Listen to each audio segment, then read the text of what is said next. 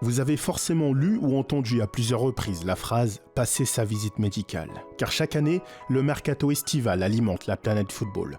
Ce sont alors des milliers de joueurs qui signent leur nouveau contrat avec leur nouveau club. Mais alors à quoi ressemble cette fameuse visite médicale ? C'est l'objet de ce 3e numéro de Culture Foot où je vais vous expliquer étape par étape cette procédure essentielle avant chaque transfert.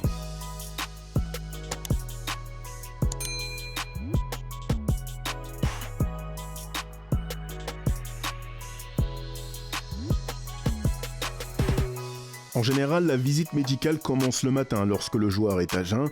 Première étape, les médecins du club vont avoir une discussion avec le joueur pour connaître ses antécédents, sachant que le corps médical a déjà en sa possession l'historique médical du joueur envoyé par son ancien club. Alors c'est une étape importante puisque le joueur est susceptible d'apporter de nouvelles informations et c'est ce qui peut permettre aux médecins de mieux adapter la visite médicale. Une fois le questionnaire terminé, un physiothérapeute va intervenir pour ausculter les articulations du joueur. Il va davantage se concentrer par exemple sur les chevilles, les hanches ou encore les genoux. Et puis pour compléter son diagnostic, le physiothérapeute va recourir à des outils de précision pour déceler de potentiels déséquilibres comme l'alignement des jambes ou encore la bonne symétrie du bas du corps. Enfin, la machine isocinétique est également utilisée pour entre autres mesurer la force musculaire du joueur.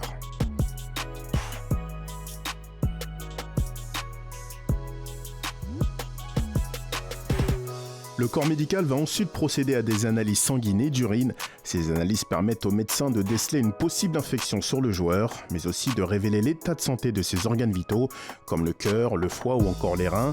Vient ensuite le bilan cardiologique où le joueur sera soumis à un électrocardiogramme au repos et à une échographie du cœur. Les médecins vont pouvoir connaître sa structure et surtout de détecter une éventuelle anomalie cardiaque, comme ce fut le cas pour Lilian Thuram en 2008, lorsqu'il devait signer du côté du Paris Saint-Germain, ou encore le cas de Steve Savidan en 2009 lorsqu'il devait signer à Monaco.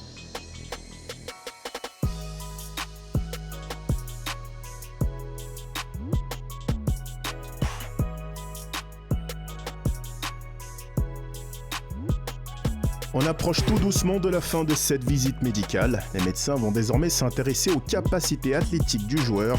Il va donc effectuer des tests aérobiques qui se passent généralement sur un tapis de course. Ils vont également calculer son temps de récupération.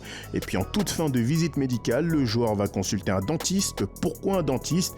Parce que les gencives en mauvais état provoquent ou sont la cause de multiples tendinites à répétition, comme sur le genou ou le tendon d'Achille. C'est pourquoi le joueur peut être soumis à une IRM ou un scanner pour déceler une éventuelle anomalie ostéo-articulaire.